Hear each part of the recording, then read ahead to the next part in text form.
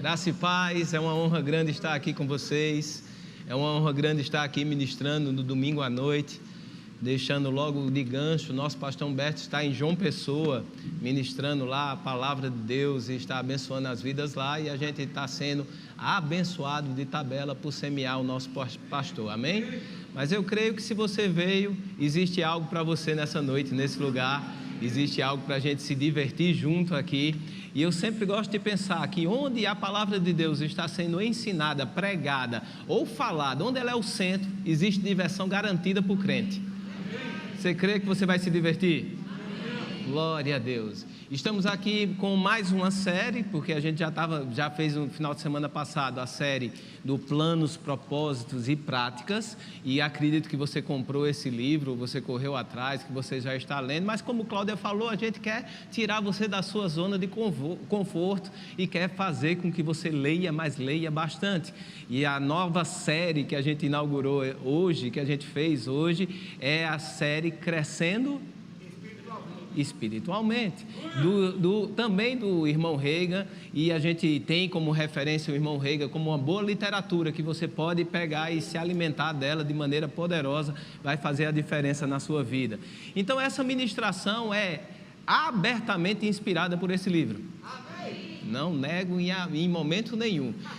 Todos os dois livros, quando foi proposto a ministração, eu me obriguei a relê-los e fui de novo abençoado, meu irmão. Então é uma leitura que a gente vai lendo, relendo, e cada vez que a gente visita um livro desse, a gente ainda tem 2 livros no Verbo Shop. Se você for rápido do gatilho, você pode ir lá e comprar e já sair com ele. Caso contrário, você compra na internet, amém? Compra na internet. Não baixa o PDF não, meu irmão. Eu sei, hashtag fica a dica, invista, não, você não quiser comprar no Verbo da Vida, compre em outra livraria, mas invista, isso é um investimento para você, faça investimento que vai fazer a diferença na sua vida e compre, diga comigo, compre. Eu queria que você abrisse sua Bíblia, agora que você está bem animado comigo, em 1 Timóteo capítulo 2,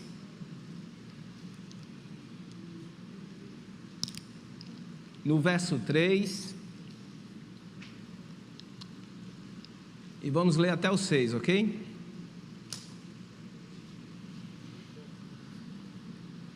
Primeiro Timóteo 2, 3 diz: isso é bom e aceitável diante de Deus, nosso Salvador, o qual deseja que quantos homens? Esse homem é só o sexo masculino que ele quer ou a humanidade? Que deseja que toda a humanidade seja o quê? Salvo. Qual é o desejo de Deus?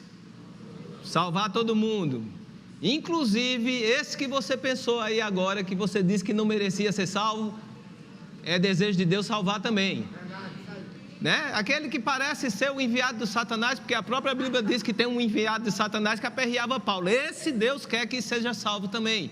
Então é desejo de Deus que todos, não ficou ninguém de fora. Deus morreu por todos em Cristo Jesus, Deus morre por todos. Então o desejo dele é que todos sejam salvos, e depois de salvos vão para o céu, não é verdade? Não.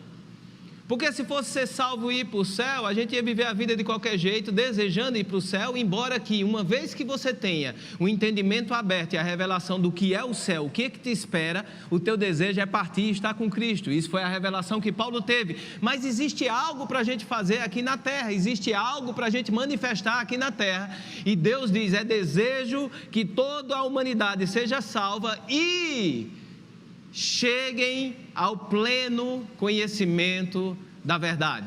Então existe sim uma salvação, mas existe sim também um desenvolvimento em cima da verdade que Deus garantiu ou que Ele conquistou para nós em Cristo Jesus. Então sim, devemos ser salvos, sim, é para toda a humanidade, e sim, para essa mesma humanidade que foi salva, para mim e para você que estamos aqui hoje, existe um processo de crescimento e desenvolvimento em cima das verdades que são em Cristo Jesus, ou que foram estabelecidas em Cristo Jesus. No verso 5 diz: porquanto há um só Deus e um só mediador entre Deus e os homens, Cristo Jesus, homem. Diga: Cristo Jesus, homem, o qual a si mesmo se deu em resgate por todos, testemunho que se deve prestar em tempos oportunos. É importante você entender que a experiência com o Cristo homem é necessária para que salvação seja promovida em nós. O Cristo teórico ou Jesus teórico não resolve a sua parada. O que é que a gente precisa ter? Uma experiência de encontro com Jesus Cristo homem. Porque Jesus sempre foi a palavra, Ele era a palavra, e se a palavra somente resolvesse, Jesus não teria sido feito carne, mas a palavra ela existia, e ela existia como a realidade divina, ou como a verdade divina, e como a fonte de toda a criação, mas por causa do pecado do homem, algo precisava ser feito, para que a reparação, ou a reconstituição daquilo que Ele era em Deus voltasse a ser. Por isso que o verbo se fez carne. E conhecer o Jesus teórico não vai resolver a sua vida. Você precisa ter experiências com o Jesus Cristo homem, para que coisas comecem a acontecer na sua vida. Conhecimento teórico da palavra os fariseus tinham, e quando eles encontraram Jesus, a teoria impedia deles receberem a realidade manifesta. Onde é que eu quero chegar, meu irmão? Eu quero chegar ao seguinte: existem verdades que a gente fala para você, que você precisa ter uma experiência na sua vida, naquela verdade que é liberada.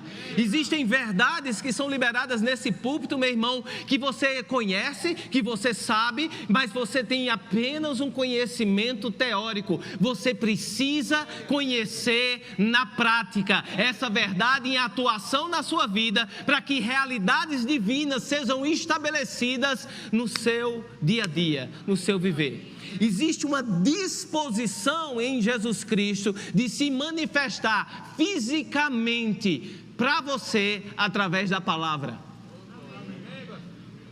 E uma vez que essa verdade revelacional é verdade dentro de você, a palavra começa a agir em seu favor, porque você se amolda à palavra. Não é a palavra que se amolda a você, é você que se amolda à palavra. A experiência teórica lhe faz aplicar a teoria quando você quer. A experiência viva faz você mudar a sua trajetória e buscar a verdade viva que está em Deus. É verdade que Jesus confrontava os fariseus com a verdade manifesta, isso é verdade. Porém, nós somos todo dia confrontados com a realidade lá de fora e com o que Jesus falou a nosso respeito. Você está aqui, você recebe a palavra do culto, uma palavra maravilhosa, mas quando você sai daqui, o mundo diz: aquilo é coisa bonita. Você aprendeu, aqueles pastores falando bonito, que coisa linda, mas isso não é para você.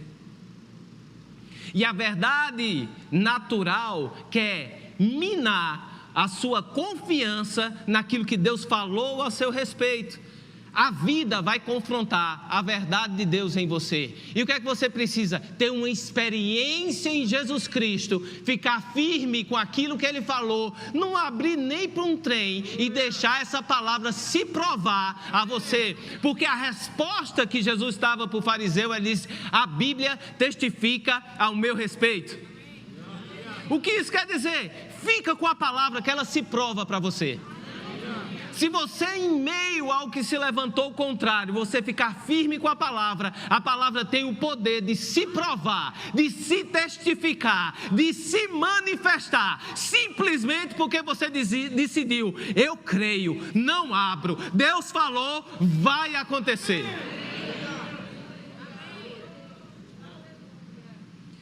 Esse processo de manifestar essa verdade depois que nós somos salvos, esse processo de conhecimento, e esse conhecimento bíblico aqui não é o conhecimento teórico, mas é o conhecimento de estar, aquilo que o pastor fala. Nós sabemos que existe uma praia em Boa Viagem, nós podemos ir na frente da praia e olhar, e existe o terceiro nível de conhecimento, que é esse daqui, é quando eu dou um bom mergulho na praia de Boa Viagem. O conhecer a verdade é mergulhar nessas verdades e se deixar ser convencido pela experiência. Colossenses no capítulo 1, no verso 17, diz assim: Ele, Jesus, é antes de todas as coisas. Antes do problema chegar, Jesus já é. Preste atenção, antes do problema se levantar, Jesus já é. Jesus não vai ser pego de surpresa pela coisa que tem se levantado na sua vida, meu irmão. Ele é antes de todas as coisas. Nele tudo subsiste. Numa outra versão bíblica diz assim: tudo começou nele e nele encontra propósito. Eu não sei você, mas esse é meu texto para esse ano. Tudo começou nele e nele encontra propósito. Tudo na sua vida tem que ter início nele, meu irmão. Cristo precisa ser cêntrico. Ele não é um apêndice, ele não é apenas um amigo que anda junto com você, ou apenas alguém que está aqui que você vai lá tirar. Ele precisa ser o centro da sua vida. Tudo na sua vida precisa começar nele, e nele o propósito vai surgir. Verso 18 de Colossenses capítulo 1, ele é o cabeça do corpo da igreja, ele é o princípio, o primogênito de entre os mortos, para que todas as coisas, para em todas as coisas ter a primazia. Verso 19, porque aprouve a Deus que nele residisse toda a plenitude. Aí numa outra versão diz: tudo que é de Deus encontra um lugar apropriado nele. Quer administrar o que você é em Deus? Deixe Jesus ser o centro da sua vida, que tudo que você é em Deus vai aparecer e vai encontrar o lugar certo. Todo dom que você tem, todo chamado que você tem, toda ferramenta espiritual que é sua, vai encontrar o lugar quando Jesus é o centro e as coisas começam a ser montadas. Eu sei, meu irmão, é um quebra-cabeça para todos nós. Você não é o único que está vivendo assim, dizendo: como é que eu monto esse quebra-cabeça que é a vida? Isso é filosófico até. Você tem várias gerações que vivem tentando entender o porquê da vida, como viver, como são esses relacionamentos. É quebra-cabeça para todo mundo. Mas quando Jesus é o centro da sua vida, as peças vão se encaixando de maneira natural e você vai começando a encontrar: ah, isso aqui é para isso, ah, isso aqui é para isso, ah, isso eu tenho para isso, isso eu tenho para isso, porque Jesus é o centro de todo o seu crescimento. Deixe Jesus ser o eixo principal que vai segurar todas as peças que rodam na sua vida. Quando Ele é o eixo, meu irmão, Ele é algo confiável. Ele vai indicar o lugar certo para crescer. Agora você pergunta: tá bom? E como é que eu faço para administrar esse crescimento? Como é que eu faço para crescer Jesus sendo o centro? E aí a gente vai para um texto que o pastor Ricardo... Sim, hashtag fica a dica. Se é uma série, se é um estudo, assista de manhã, de tarde e agora à noite. Se você não viu de tarde, assista de tarde. Se você não viu de manhã, assista de manhã. Você vai entender e vai sair aqui com um propósito completo, porque eu não vou voltar e falar sobre o que foi falado de manhã e nem de tarde, amém? Mas Efésios capítulo 4, abra lá, Efésios capítulo 4, eu queria ver a partir do verso 7.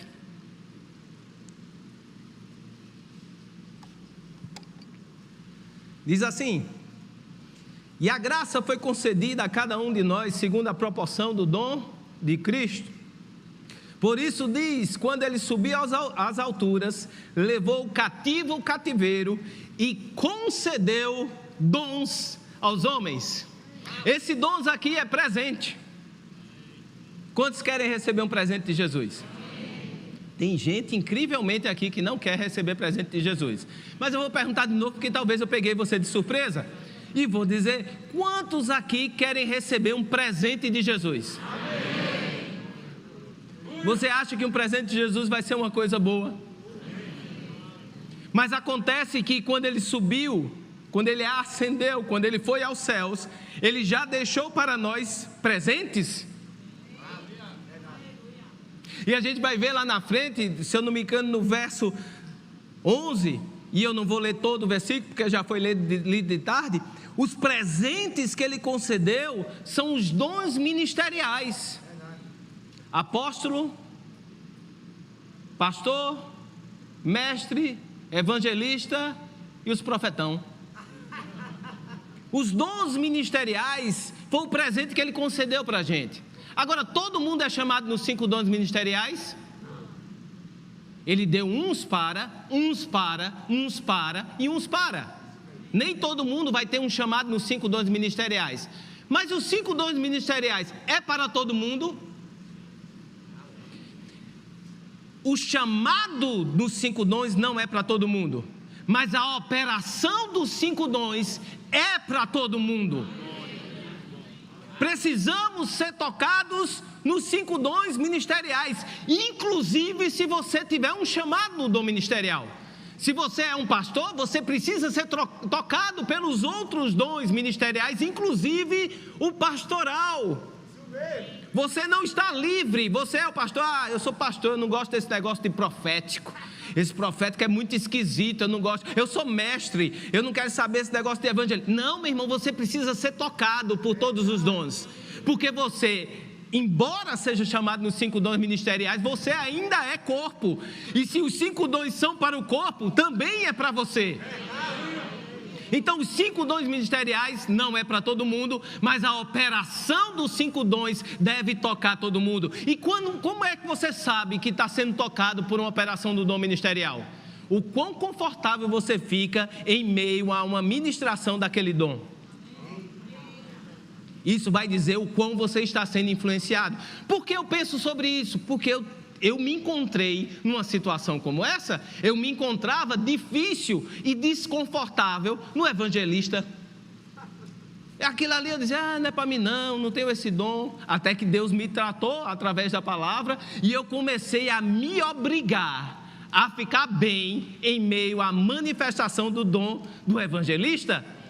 E eu começo agora a me deixar confortável, porque ficar confortável depende de você. Não é verdade? Você consegue ficar confortável quando você tem interesse em todo lugar. Pode estar quente, calor, pode não ter canto para sentar, mas se tiver interesse da sua parte, você se faz confortável, não se faz?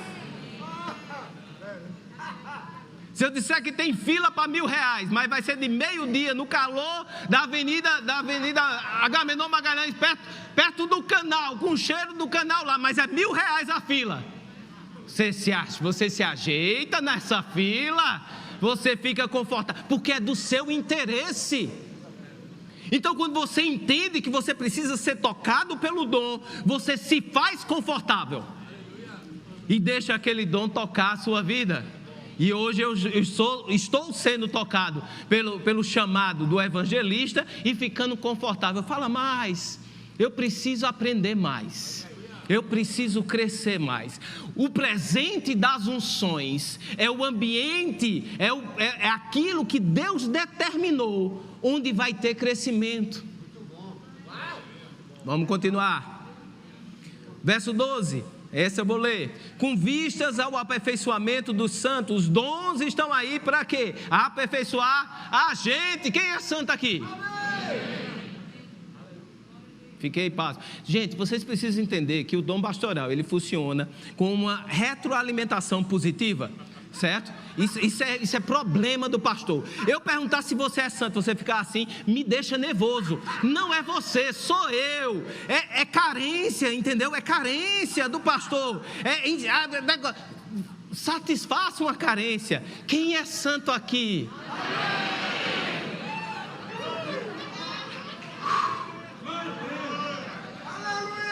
Dentro do contexto dos santos, para aperfeiçoamento dos santos, os dons existem para nos aperfeiçoar, meu irmão, para o desempenho do serviço, para a edificação do corpo de Cristo, até que todos cheguemos à unidade da fé, ao pleno conhecimento do Filho de Deus, à perfeita varonilidade, à medida da estatura e plenitude de Cristo. Numa outra versão diz assim: crescendo espiritualmente para nos tornarmos um crente maduro.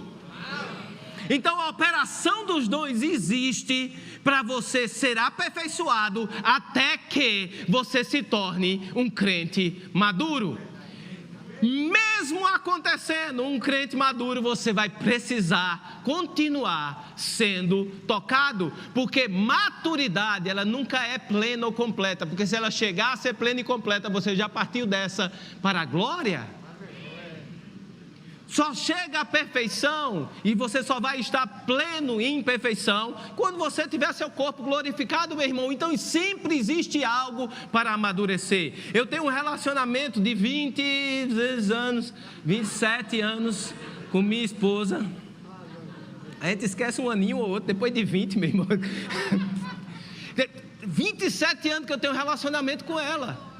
Acertei. Nunca duvidei que eu ia errar. 27 anos com relacionamento com ela. Tu acredita que a gente ainda tem coisa para acertar? Temos coisas para crescer, temos coisas para amadurecer. Não muito da minha parte, mais da dela. Mas assim...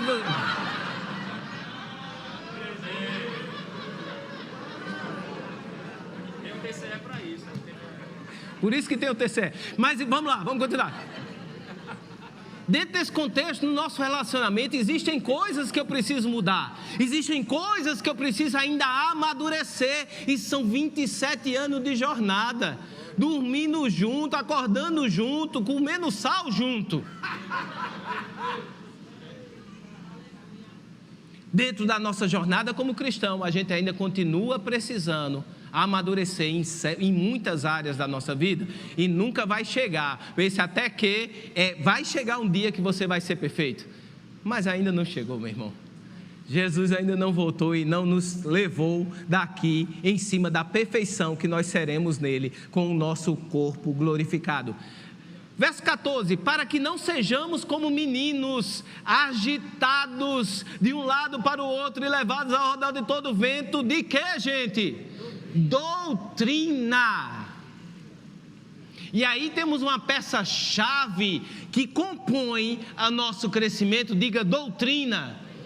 Doutrina precisa ser estabelecida na sua vida. As doutrinas elementares de Cristo, ela precisa ser a base do seu crescimento, como o esqueleto é a base do crescimento do ser humano, para todo músculo que está lá. O esqueleto do crescimento espiritual é a doutrina elementar de Jesus Cristo. Ela precisa ser a sua base, mas uma vez que ela é estabelecida, existem coisas maiores a serem acrescentadas na sua vida, e você não vai ser levado para aqui ou para acolá com qualquer novidade gospel que aparece.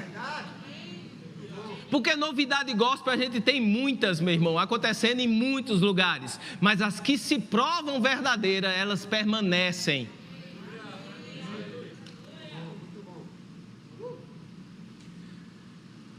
Pela artimanha de homens, pela astúcia com que induzem ao erro. 15, mas seguindo a verdade em que, gente? Seguindo a verdade. Não é uma verdade, não é aquela verdade, não é a verdade de uma igreja, é a verdade. Agora como? Em amor. Porque verdade por si só, meu irmão, se for só a palavra e ela estabelece, se for só o conhecimento intelectual daquilo ali, ela estabelece em você justiça própria. Uma vez que a verdade está em você, mas ela está molhada pelo amor de Jesus, aquela verdade sua não se torna um fator de ser ganho em cima de outra pessoa, ou de ser superior a outra pessoa, mas o amor incita você que aquela pessoa esteja no mesmo lugar que você está. O amor de Jesus gera em nós compaixão. A compaixão olha para o perdido, olha para uma pessoa que está passando uma dificuldade, se identifica com aquela pessoa, mas tira aquela pessoa de lá e traz ela para onde ele está. Quando não existe amor, existe qualquer outra coisa que você até se identifica com a dor da pessoa, mas você é incapaz de trazê-la para algo melhor, porque você não tem algo melhor para oferecer. E você vai viver igual aquela pessoa. Não, a vida é assim, a gente tem que entender. Eu vou levantar a bandeira daquela pessoa, daquela causa, e vou balançar a bandeira agora. Por quê? Porque você é incapaz de trazer ela para uma realidade que você não está vivendo. Agora você, em cima dessa verdade, você tem a capacidade de puxar uma pessoa que está passando por um problema e trazer ela para a mesma verdade que libertou a sua vida. Seguindo a verdade em amor, cresçamos em tudo naquele que é o cabeça. Numa outra versão diz assim: toda a nossa direção e ministérios fluirão de Cristo e nos levarão mais fundo nele, a cabeça ungida do seu corpo, que é a igreja. Tudo vem dele, tudo é para ele, tudo manifesta Jesus. Precisamos ter Jesus como centro do nosso crescimento, a doutrina de Cristo como centro do nosso crescimento, como esqueleto para crescermos. Os dons ministeriais manifestam o ambiente que nós precisamos para crescer. É no ambiente dos dons onde a gente pode expor os nossos erros para correção e não para condenação. É nesse ambiente familiar, onde os dons estão em operação, que os nossos erros vão aparecer. Tem muita gente desconfiada com o ambiente de igreja, porque se sente condenada, porque acha que deveria estar aqui de maneira perfeita. E não existe igreja de gente perfeita. E se você encontrar um dia uma igreja perfeita, com pessoas perfeitas, não entre. E nem me chame, porque também eu vou estragar. Ok? Não existe igreja perfeita, não existe pessoas perfeitas. Nós todos estamos em construção, nós todos estamos em santificação. Somos santos em Cristo Jesus, mas somos constantemente santificados pela essa verdade que Ele é em nós. Então estamos num processo de construção, estamos num processo de santificação, estamos num processo de perfeição. Mas não somos perfeitos. O ambiente da unção, ela expõe o seu erro. Fique tranquilo, meu irmão. Vai expor os erros de todo mundo, mas nunca para lhe condenar, mas para lhe consertar. Porque uma coisa é a gente estar errado, outra coisa é a gente viver errando. São duas coisas bem diferentes. Se encontrar errado várias vezes. E o que é que a gente faz como crente? Rápido em se arrepender. Devemos ser rápidos e voltar e dizer: eu estou errado, vamos começar do zero. Não, eu errei, vamos começar do zero. Mas a justiça própria, aquele sentimento que você é e que você não pode falhar, aquele sentimento de infalibilidade desgraçado do inferno, te impede de se arrepender e de voltar atrás.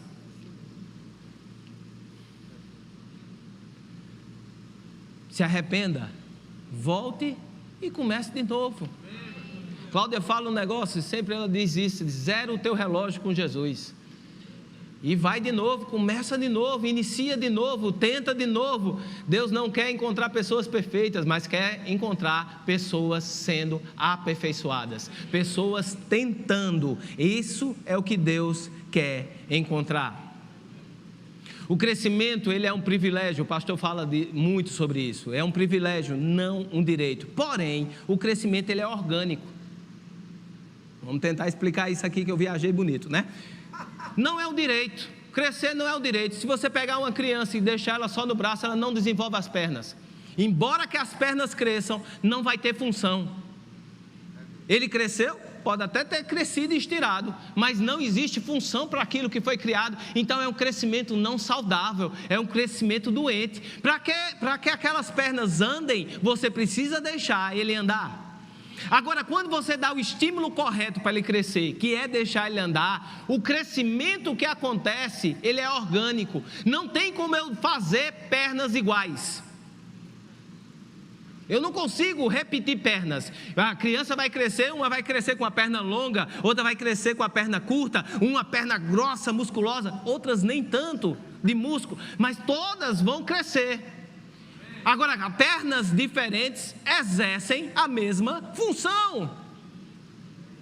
O crescimento, ele acontece e ele é orgânico. Paulo fala muito bem sobre isso quando vai falar sobre as pessoas que estavam elegendo ou Paulo ou Apolo, e ele diz: olha, eu plantei, Apolo regou, mas quem dá o crescimento? Mas o que é que precisou para crescer? Plantar e regar. Então o crescimento, ele só veio mediante uma busca. O crescimento saudável só veio mediante uma busca. Mas como vai crescer? Aí é Deus que vai dizer. Como vai ser? Como é que eu vou crescer? Como é que eu vou chegar? Qual é o meu chamado? Qual é o meu plano? Deus vai dizer, menino. Mas o que é que eu preciso fazer? Busque o crescimento. Plante sementes dentro do seu coração, meu irmão. Nutra elas com a palavra. Regue elas com a sua confissão de fé. Faça as coisas acontecer. Como vai ser? Deus sabe. Nesse ambiente de unção, é o ambiente que você precisa para que sementes sejam plantadas dentro do seu coração. É aqui que você abre o seu coração. Eu abro o meu coração para quê na igreja? Para receber semente, meu irmão, para começar coisas a atuar na sua vida, que sem esse ambiente de unção, nunca chegariam a ser. É nesse ambiente de unção que as coisas começam a ser. Sementes vão ser plantadas na sua vida, no seu coração. Mas quem rega? Sou eu. Como? Com a sua boca. Libera uma semente de cura e começa a ensinamento de cura, palavra de cura, profecia sobre cura, oração de cura. Você recebe aquela semente. Como é que você rega essa semente em você? Sou curado. Sou sarado, em nome de Jesus, no nome de Jesus. Jesus já levou sobre si todas as minhas dores, todas as minhas enfermidades. E aí vem um sintoma e você diz: eu não recebo esse sintoma. Esse sintoma não tem autoridade legal de ficar sobre mim. É as pisaduras de Jesus já levou. Eu já recebi a minha cura.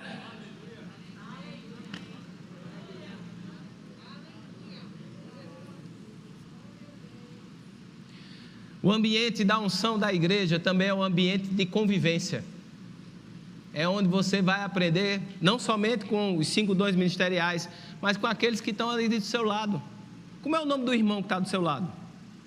Esse não que você olhou, esse é. Olha porque, Você já parou para perguntar o nome do irmão? Não, mas é a primeira vez que eu sento aqui do lado dele. Eu disse: já teve a primeira oportunidade que você perdeu. E na hora de sentar, dizer: graça e paz, meu irmão, não te conheço, como é teu nome? É nesse ambiente de família onde você vai ser afiado. A gente estava, em alguma fase da nossa vida, a gente se encontrou com um problema. A gente, no corre-corre da vida, a gente estabeleceu que a gente só comia fora. E aí, tinha negócio, só ia comer fora, levava os meninos. E comer fora nunca é centrado na família, é centrado na experiência do lugar. Nesses fast food, vem até com brinquedinho, porque é para distrair as crianças. Né? E tem um bocado de coisa, e a gente comia muito nesses lugares. Até que Deus falou com a gente. E a gente disse: vamos comer em casa, a gente vai ter que ter refeições em casa. E a gente se organizou para ter refeições em casa. Momentos de convivência na mesa. Onde a gente fala sobre as experiências que tivemos no nosso dia, as expectativas que nós temos para aquele dia, onde a gente conversa sobre coisas de família, onde o pai é pai, onde a mãe é mãe, onde os filhos são filhos, onde a gente compartilha algo que foi preparado exclusivamente para nós e às vezes até por nós mesmos. Nesse ambiente familiar, laços foram sendo fortalecidos. E a gente começou a crescer em identificação. Hoje, para sermos surpreendidos, eu e Cláudia, com uma novidade das crianças, é difícil. Tem que ter acontecido naquela semana. Eu tenho que ter dado um plantão e ter chegado depois no outro dia para alguma novidade. Porque naquele ambiente de convivência que a gente se forçou a estar, e compartilhar das bênçãos de Deus na nossa vida, que é o alimento que está ali. A gente fala, a gente conversa e a gente se fortalece em amor.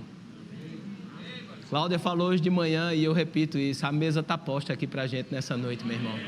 Você está sentado numa mesa recebendo o pão e você está sentado do lado da pessoa certa, meu irmão, para você compartilhar as coisas que Deus tem feito na sua vida. Estamos no lugar certo para crescermos em laços de amor, onde seremos fortalecidos, meu irmão, e não seremos pegos de surpresa. Você chegar e conhecer, o irmão fulano está doente, mas como isso aconteceu agora? Não, ele já vem doente há um ano. Eu disse, não pode.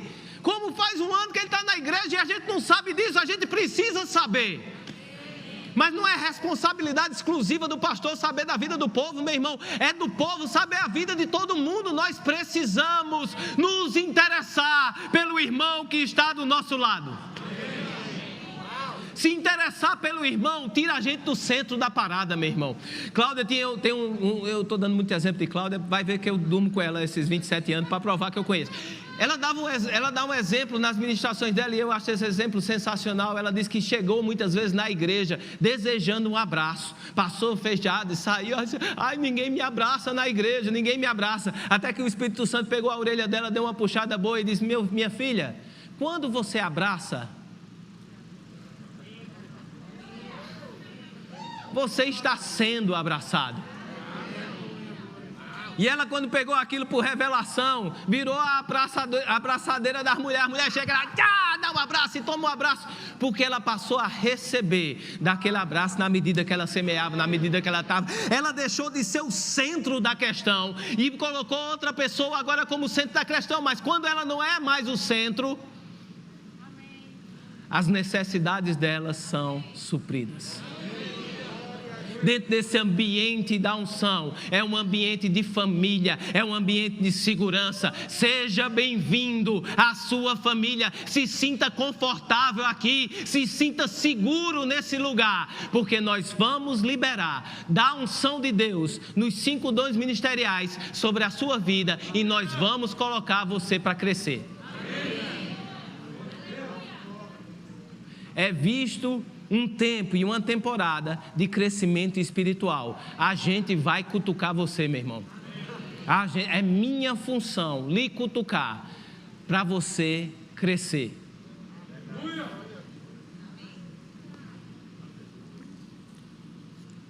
1 Coríntios capítulo 3.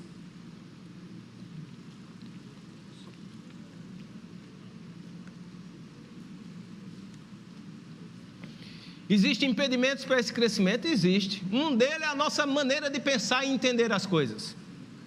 1 Coríntios capítulo 3, no verso 1 diz, eu porém, irmãos, não pude a falar como espirituais, e sim como carnais, como crianças em Cristo. Leite vos dei a beber, não vos dei alimento sólido, porque ainda não podia suportá-lo, nem ainda agora podeis, porque ainda sois carnais. Porquanto havendo entre vós ciúmes e contendas, não é assim que sois carnais e andais segundo o homem?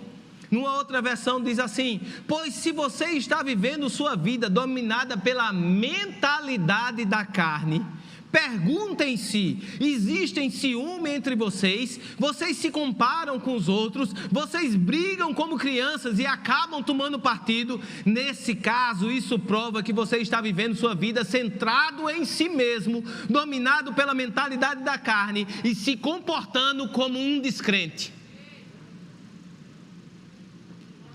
É sua vez de dizer glória a vós, Senhor, palavras de salvação. Porque, meu irmão, nos encontrar errado é simplesmente a desculpa para começar a fazer certo. A sua mentalidade, ela precisa ser renovada pela unção que existe nesse lugar, pela palavra revelada na sua vida, e você parar de dizer, eu não acho que é assim. Para de dizer isso, se submete, abraça a palavra e deixa de dizer, eu não penso desse jeito, eu não vejo desse jeito. Se você está aqui e existe uma unção disponível numa palavra, pelo menos prova. Se dê o benefício da dúvida. Duvidar é pecado, mas duvidar da sua dúvida pode. Se dê o benefício da dúvida de não estar certo o tempo todo. Será que eu estou errado? Será que o que esse pastor está falando é certo? Como eu faço? Abra a sua mentalidade e abrace a verdade de Deus e deixe ela se provar na sua vida.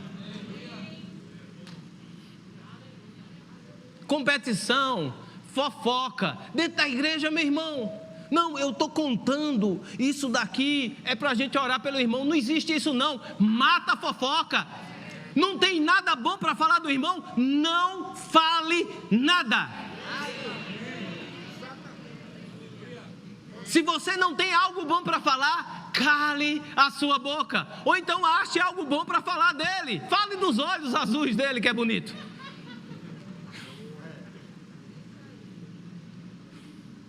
Não deixe você se comparar com os outros. Isso aqui não é uma competição. Mude a sua maneira de pensar, mude o seu approach, mude a sua maneira de encarar, a sua percepção. Ela precisa ser purificada pela unção e pela palavra. Hebreus capítulo 5. Saber que nós precisamos mudar a nossa mentalidade é dizer que você precisa desconstruir coisas que foram construídas na sua mente. Você precisa desfazer coisas que foram construídas fora desse ambiente da unção, fora do solo fértil que é Jesus Cristo, fora da base de Cristo. Tudo aquilo que foi construído na sua vida, fora esse tempo que você está em Cristo Jesus, fora da palavra, desconstrua. Hebreus 5.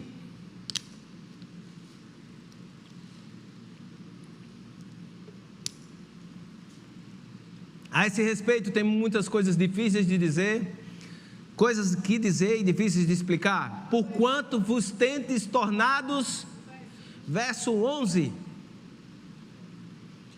Hebreus 5:11. A esse respeito temos muitas coisas que dizer e difíceis de explicar. Porquanto vos tendes tornado tardios em ouvir. Noutra versão diz, porque vocês se tornaram muito desinteressados e lentos para entender. Pois com efeito, quando devia ser mestres, atendendo ao tempo decorrido, tendes a necessidade de alguém vos ensine de novo quais são os princípios elementares dos oráculos de Deus. Assim vos tornasse como necessidade de leite e não de alimento sólido. Ora, todo aquele que se alimenta de leite é inexperiente na palavra da justiça. Ou em outra versão diz, ainda não foi marcado pela revelação da justiça, porque é criança. Mas o alimento sólido é para os adultos, para aqueles que pela prática têm suas faculdades exercitadas para discernir não somente o bem, mas também o mal. Prática, a prática é a chave. Se você não tem uma revelação, não foi marcado ainda da revelação da justiça. Qual é a justiça? Eu não merecia nada, meu irmão, mas Deus fez por mim. Mas sabe qual é o risco da gente como crente? A gente começar a se achar a justiça de Deus aqui na terra, e nós somos, mas como por nossa causa. Os meus atos, porque eu, porque eu. O porque eu já denota que você não está no lugar bom. Se é eu, eu fiz, eu sou, eu tenho, se é eu demais, não é um lugar bom para o crente estar. Sai do eu e entra no que eu posso fazer por você, no que eu posso te ajudar, no que eu posso fazer, no que eu posso pegar, o que é que eu posso contribuir, o que é que eu posso liberar da parte de Deus na sua vida. O senso que você não é justificado pelas suas próprias obras precisa ter dentro de você. Você foi justificado por Jesus. Em João no capítulo 9, no verso 1, eu gosto desse texto. Aí está lá encontrado, Jesus vê um cego. Aí os meninos olham para ele. Os meninos já estão andando com ele há quase 3 anos. Aí os discípulos olham para ele e dizem, Deus, quem foi que pegou? Os pais ou o filho? Ou foi ele que pecou? Olha que pergunta. Eu gosto de Jesus porque Jesus era um pastor de verdade. Porque numa hora dessa dava vontade de dizer umas coisas, mas Jesus disse, nenhum dos dois. Mas isso aconteceu para ele, para que a glória de Deus pudesse ser manifesta. Quer que eu quebre isso aqui? O que é que está dizendo? Um bocado de injusto, perguntando, um bocado de injusto pecador, perguntando quem foi que pecou lá, porque não tinha algo manifesto no corpo dele que estava associado ao pecado. Um bocado de injusto perguntando ao justo por que aquele ali, qual foi a injustiça que cometeu aquele ali. E Jesus olha assim e diz: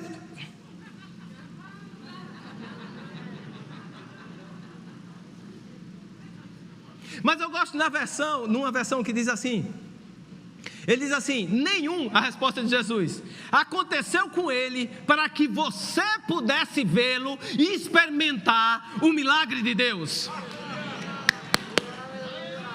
Sabe, quando Deus faz e se move no nosso meio, promovendo libertação, aquilo é para reafirmar dentro de nós que libertação nos pertence e que várias áreas da nossa vida podem ser libertas. E Jesus, ele continua, eu queria chamar o grupo de louvor. Jesus continua no verso 4, João 9:4, diz: é necessário que façamos as obras daquele que me enviou, enquanto é dia. A noite vem, quando ninguém pode trabalhar. Verso 5, enquanto estou no mundo, sou a luz do mundo. Ele está dizendo assim: olha, existe um manifestar da luz que está em mim, e essa luz chegou para você entender que você não merecia, ele não merecia, mas salvação chegou para todo mundo. E quando salvação chega, a glória de Deus vai se manifestar na sua vida, de maneira que se manifeste milagres. Aí ele diz algo esquisito, ele diz: enquanto é dia pode trabalhar, vai chegar um dia que vai anoitecer. Mas não se preocupa, eu sou a luz que garante o dia estar aqui, enquanto eu estiver com vocês.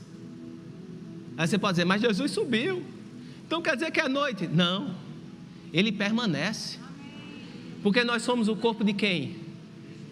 Então a igreja ainda é a luz do mundo, manifestando em todo lugar as maravilhas e as coisas. O que é você, meu irmão? Você é a manifestação da luz, que vai rasgar as trevas, meu irmão, na vida de pessoas. Ser um crente maduro é saber o que tem que fazer e fazer. Só saber que tem que fazer e ficar na teoria, você ainda está sendo trabalhado. Mas saber o que tem que fazer e ir lá e fazer, começa a manifestar a sua maturidade.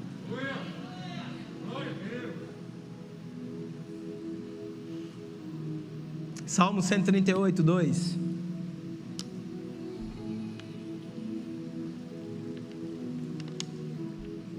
Prostrar-me-ei para o teu santo templo e louvarei o teu nome por causa da tua misericórdia e da tua verdade, pois magnificaste acima de tudo o teu nome e a tua palavra. Em outra versão diz assim: eu me curvo diante da sua divina presença e trago a você a minha mais profunda adoração, ao experimentar seu terno amor e a sua verdade viva, porque as promessas da tua palavra e a fama do teu nome foram magnificadas acima de tudo. É no momento que você se prostra a essas verdades, quando você se prostra ao nome dele, ao nome acima de todo nome, é nesse momento onde coisas vão ser estabelecidas dentro de você. É quando você se prostra diante da divina presença dele. Por quê? Simplesmente porque ele é. E porque a palavra dele é verdadeira. Se prostrar é se render, meu irmão. É se render à verdade e dizer: eu aceito a tua verdade, Senhor. Eu não entendo, não sei o porquê. Eu não sei porque tu me escolheu, eu não sei porque eu não sei porque para mim, eu não me sinto digno, eu não me sinto merecedor, eu não me acho capaz, mas eu me rendo à tua vontade, eu me rendo à tua palavra, eu me recuso a pensar diferente da maneira que você pensa, eu me recuso a agir no meu entendimento, a isso que está acontecendo lá fora, mas eu me rendo ao que tu estás dizendo ao meu respeito. Se você está dizendo: Deus, que eu sou sarado sarado e curado. Eu recebo a tua cura. Eu sou sarado e curado. Não importa o que eu estou sentindo, não importa o que eu estou vivendo, não importa o diagnóstico, não importa o carimbo, não importa, eu fico com a tua verdade. Pai, se tu está dizendo que eu sou próspero em meio a esse problema e essa realidade que eu estou vivendo, eu não quero ficar com essa realidade, eu quero ficar com a tua palavra. Eu sou próspero, eu sou próspero. Ah, meu Pai, se você me diz que eu sou alegre, não interessa o sentimento que está em mim, a tua alegria é a minha força, é ela que me tira desse lugar, é ela que me levanta todo dia. Ah, Pai, se você diz que eu sou justo, Pai, se você diz que eu posso, Pai, se você diz que eu sou, Pai, se você diz que eu tenho, se renda à verdade que Deus falou para você. Se deixe ser convencido por ela e cresça, meu irmão, cresça, porque a experiência com Jesus vai promover essa verdade em você. E Pedro escrevendo, João escrevendo a terceira carta para Gaio, e diz assim: eu fico feliz porque você fizeste da verdade a tua verdade. Não existe prazer maior do que fazer a verdade de Deus a nossa verdade.